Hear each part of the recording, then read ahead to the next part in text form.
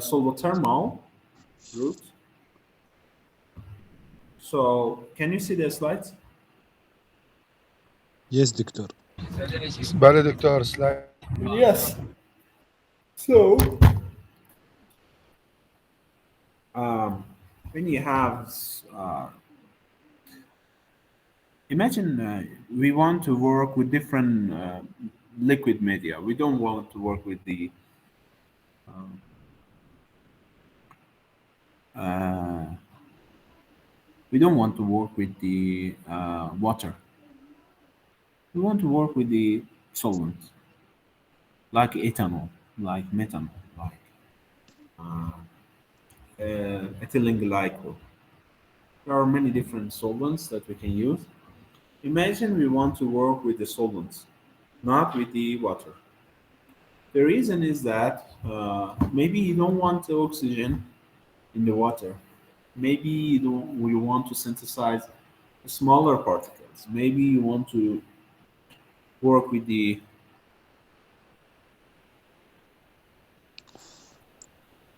uh, non. You want to synthesize non-oxide particles. There are different reasons that maybe you want to work with the solvents. In the solvothermal process, unlike the hydrothermal, you use solvents. Okay, you use solvents. So in the solvothermal, we use different solvents. We can use ethanolamine. We can use ethylene glycol. We can use ethylene, not ethanol, because ethanol boiling point is lower than water. So usually we use the heavier solvents molecules, which can dissolve ions. Okay, and we can dissolve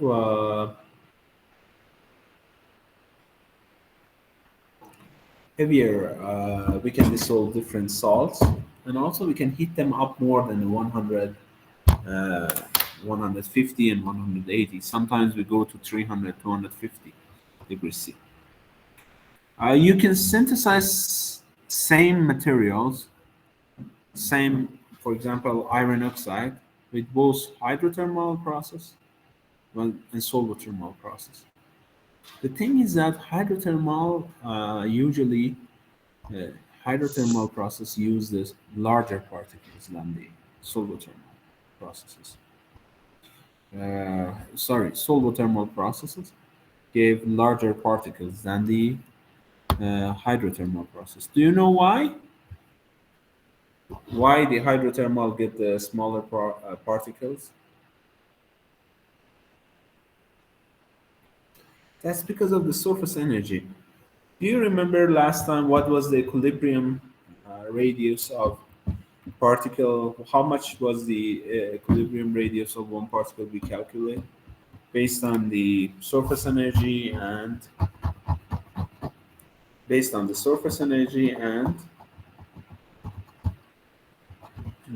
Gibbs free energy?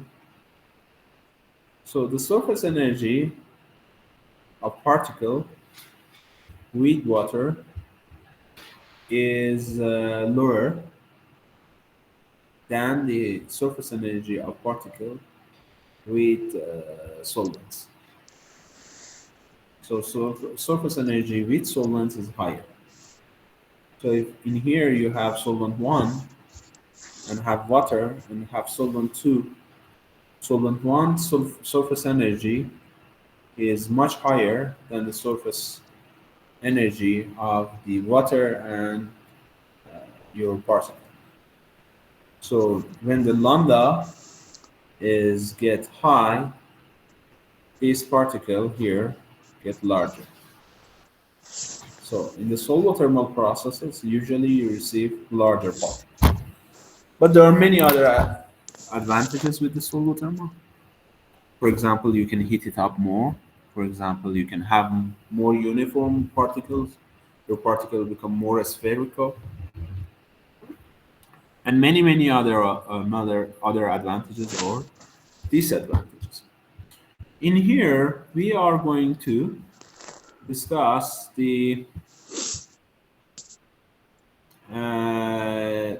the um, uh, different solvothermal processes and applications. In solvothermal, you can synthesize non-oxide material. You can also synthesize sulfide material. You can synthesize selenide material. You can synthesize many different materials, and you're not very. Wait a minute, Nasser. Write down the numbers of your balance. On your balance, there is a one. There is a number on your balance. Balance. Wait. 13 minus 13. The weight of the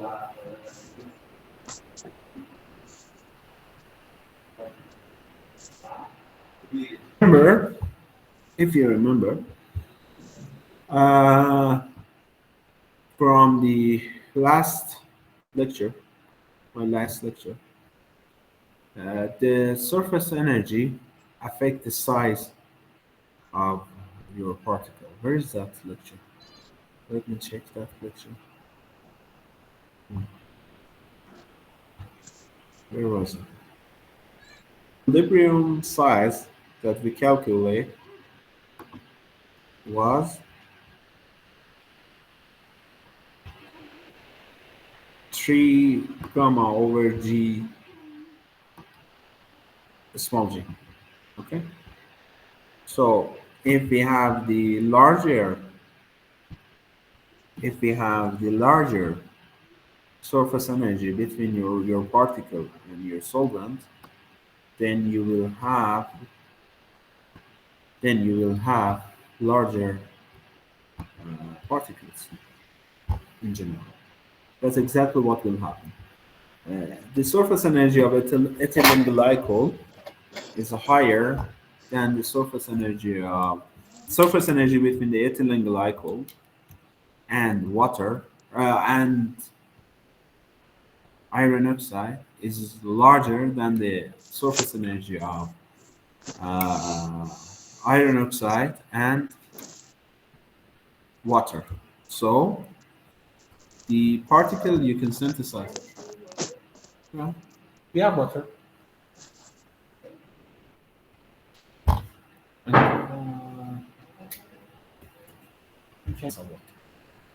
Can I wash it, please? No, give them. Yeah.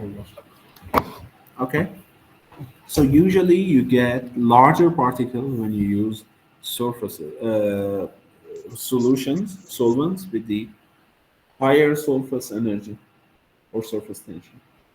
Ethylene glycol has the higher uh, surface energy with with iron oxide than the water and iron oxide.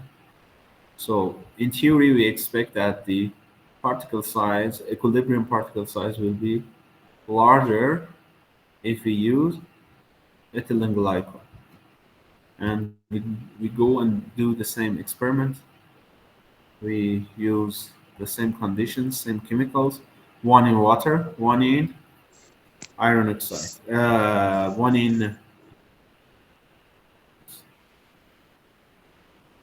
one with water, one with. Sorry, I'm so busy and I'm in the lab, so there are many people are going and coming. So the surface tension of water is lower, then you get the smaller particle. Exactly, you can see it here. You can get the smaller particle with water and larger particle with ethylene glycol.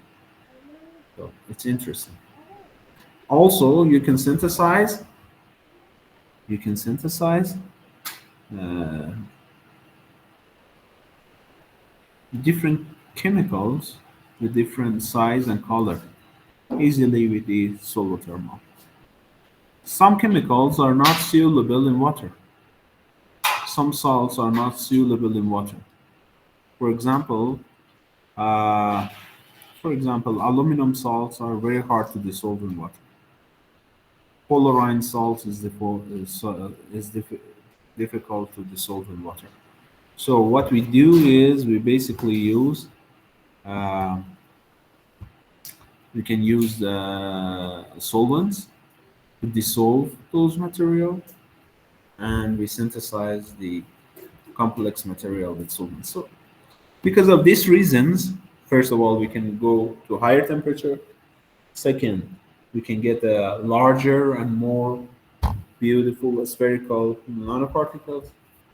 Thank you. Thank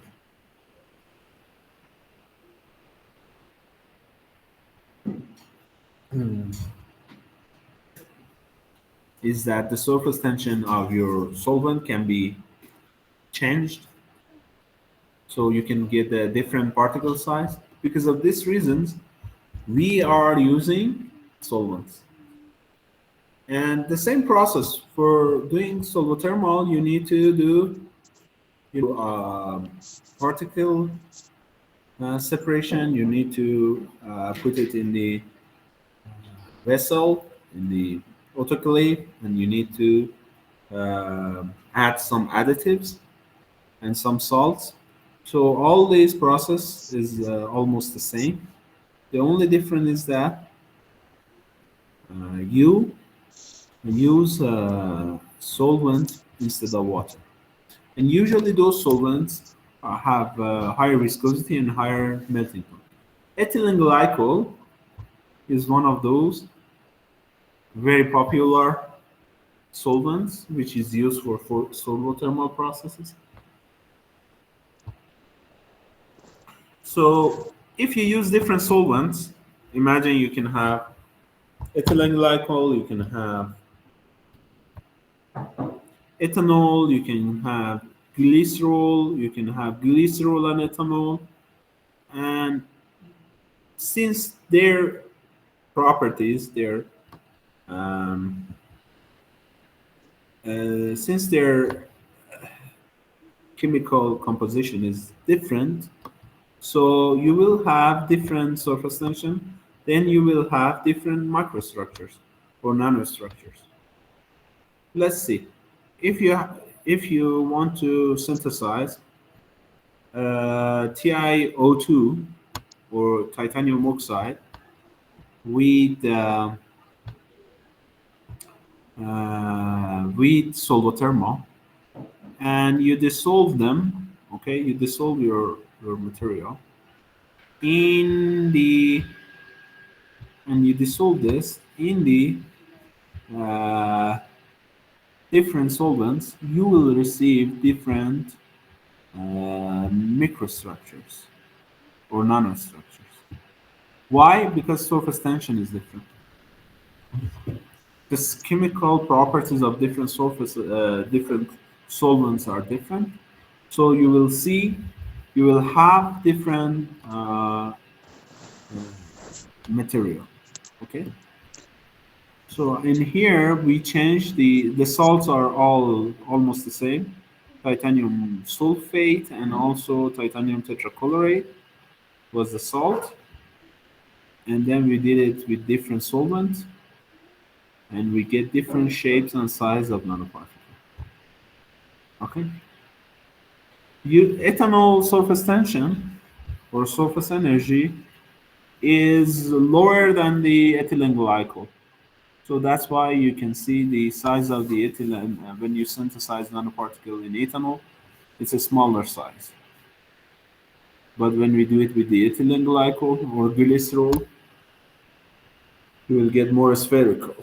Okay. Let's take a look for a few examples. You can also synthesize non-oxide nanoparticles. For example,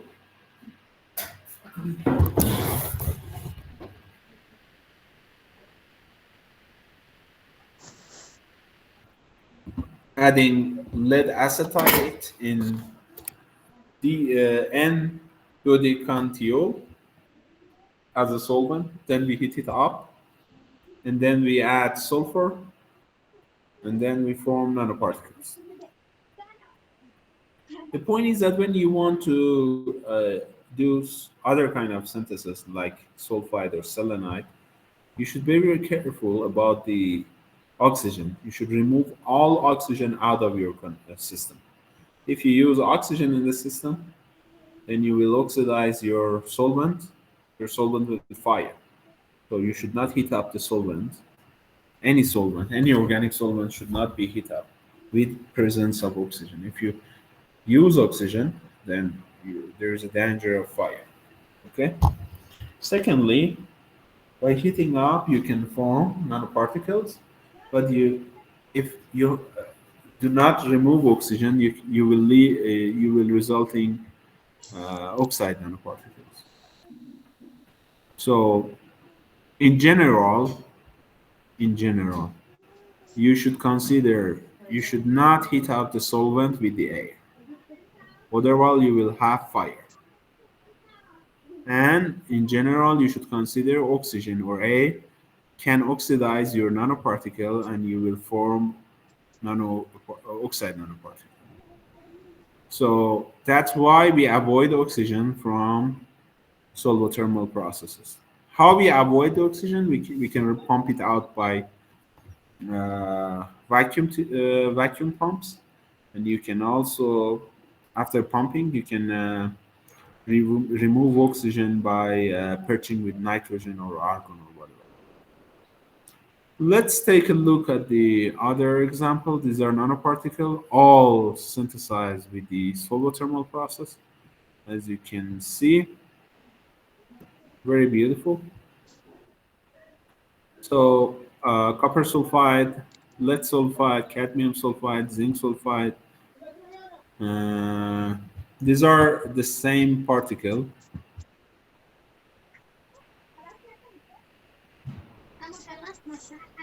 قلا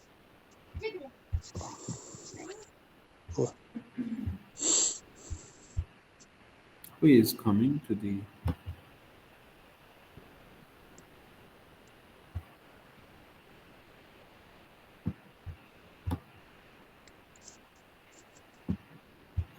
So when you have this kind of particles, the TM image shows nanostructures of your particle, different size. Okay. So this route is working for all of them. Also, the XRD image shows the diffraction patterns, shows that your crystals are formed. And since you have the white peaks, these are white peaks. Okay. The white peaks in XRD are representing the nano size of your particle. And when we have different particles with different size, you can have what we call quantum dots. So if you have the same composition, but you change the size of your particle, you can have quantum dots. For example, here, all these particles are cadmium sulfide, okay? But their size is different. How we can change their size? We can change their solvent, which they're synthesized. Also, we can change their, after synthesis, we can use different temperature. So their size is different, so their color is different. So although they are of the same composition, their color is different. Do you have any question?